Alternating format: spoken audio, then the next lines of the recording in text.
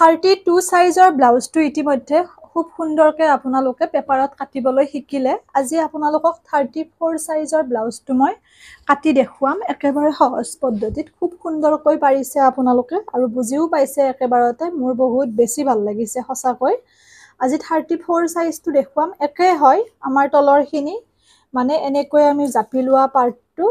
একে হয় 32 নিচিনা এনেকৈ লৈ পেলাই আমি যেতিয়া কাপোৰত কাটিম 34 সাইজটো তেতিয়া খালি 15 16 ল'ব লাগিব মানে বেক সাইডত আপোনালোকে 15 ল'ব লাগিব আৰু ফ্ৰন্ট সাইডত 16 ল'ব লাগিব কাৰণ যেহেতুকে ব্ৰা কাটত টেমপ্লেটত গুচি যায় সেইকাৰণে আমাৰ ফ্ৰন্ট সাইডটোত 1 ইঞ্চি বেছিকৈ লোৱা হয় বেক সাইডত 15 আৰু ফ্ৰন্ট সাইডত 16 34 সাইজ 36 38 40 বাকি সকলোতে একে জোখ হয় 15 16 ল'ব লাগে খালি আমাৰ 32 সাইজটোত যেহেতুকে জোখমাখবোৰ কমি যায় গতিকে 32 সাইজতে আমাৰ অকল ল'ব লাগে 14 15 বেক সাইডত 14 ফ্ৰন্ট সাইডত 15 বাকি সবতে 15 16 ল'ব লাগে আৰু যেহেতুকে 34 32 হলে আমাৰ 4 ভাগ কৰোতে 4 ৰে পূৰণ কৰোতে কিমান হৈছিল 8 4 গুণ 32 8 লৈ পেলাই জাপিব লাগে 2 ইঞ্চি বঢ়ালে আমাৰ 10 হয় 8 9 10 10 লৈ পেলাই জাপিব লাগে 32 সাইজত যেহেতুকে আমাৰ সিলাউতে 2 ইঞ্চি গুচি যায় গতিকে 32 সাইজৰ জোখ হেইটো 34 ৰ ক্ষেত্ৰত যদি আমি জোখ ল'ব যাও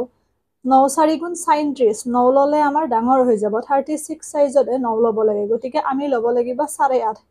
8 ললে সৰু হ'ব 9 ললে ডাঙৰ হ'ব গতিকে 8.5 লৈ পেলাই আমি জাপি দিব লাগিব তেতিয়াহে আমাৰ 34 সাইজটো হ'ব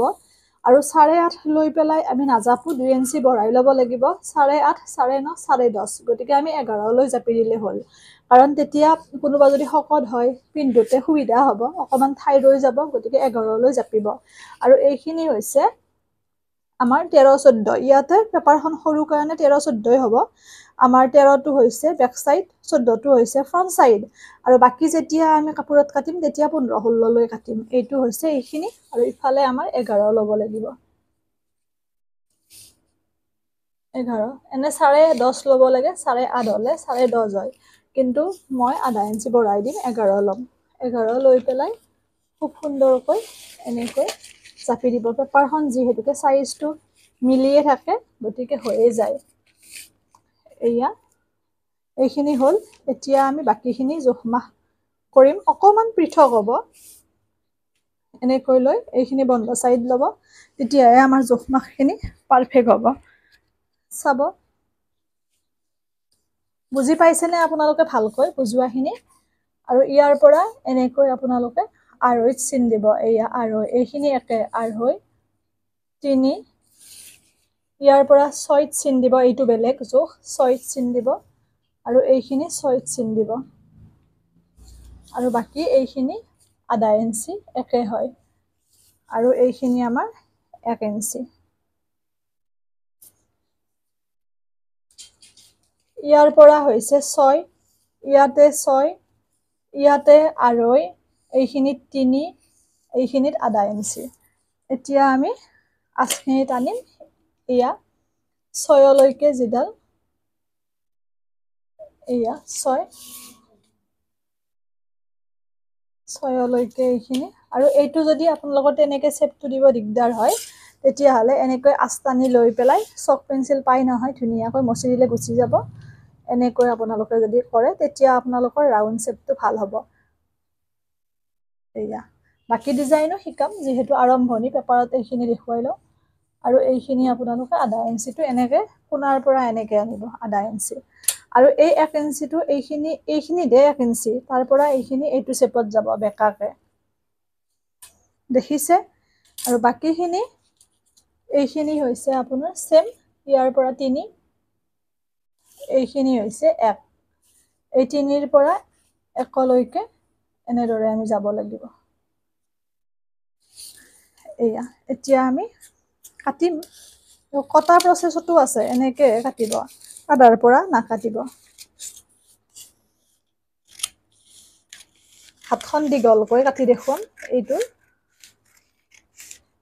ছুটি হাতখন কাটিব সকলোৱে জানিছে একে প্ৰসেছ হয় ছুটি হাতৰো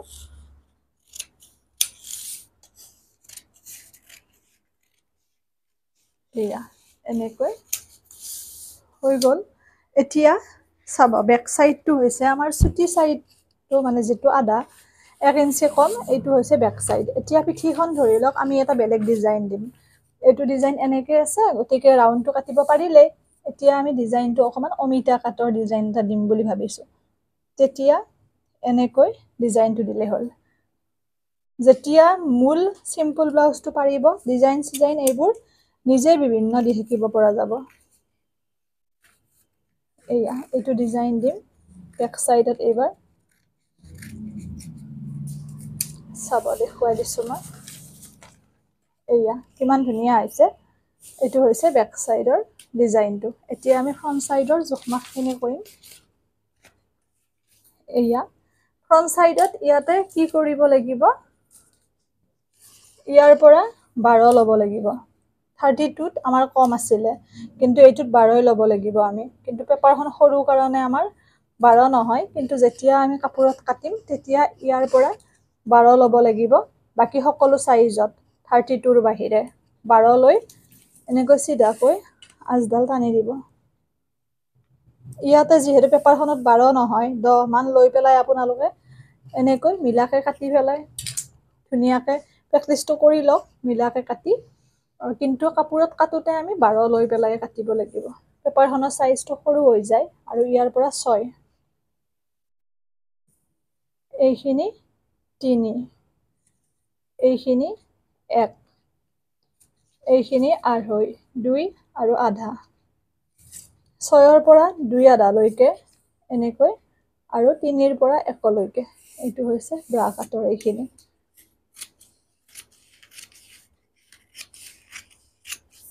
এয়া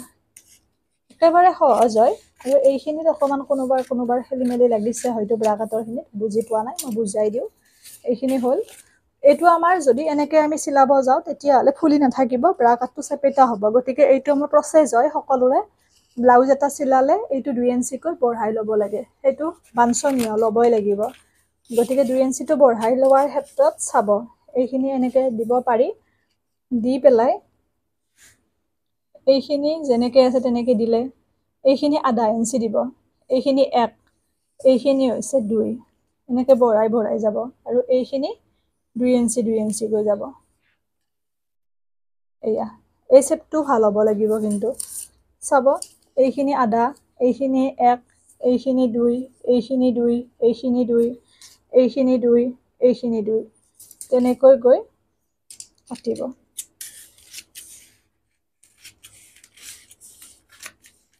এই শেপটো ভাল হলে ব্ৰা কাটটো ভাল হ'ব এয়া হৈ গল এতিয়া এইটো আমি টেমপ্লেটৰ বাবে কি কৰিব লাগিব 3 ইঞ্চি লব ইয়াতে 3 ইঞ্চি লৈ ভাঁজ কৰি দিব ভাঁজ কৰি ইয়াতে কোনো ধৰণৰ জোখ মাখৰ প্ৰয়োজন নাই অকমানকৈ এনেকৈ কাটি দিব দুয়োটা ফালৰ পৰা এয়া হৈ গল ব্ৰা কাটটো এইফালে টেমপ্লেটটো যাব তলেৰে টেমপ্লেটটো যাব এয়া হৈছে সিস্টেম এতিয়া আহিছো হাতখন কাটিবৰ কাৰণে একেবাৰে সহজ হয় সাধাৰণ হয় সহজভাৱে বুজাইছো মই যাতে সকলোৱে সহজতে বুজি পায় হাতখন কাটিবৰ বাবে চাব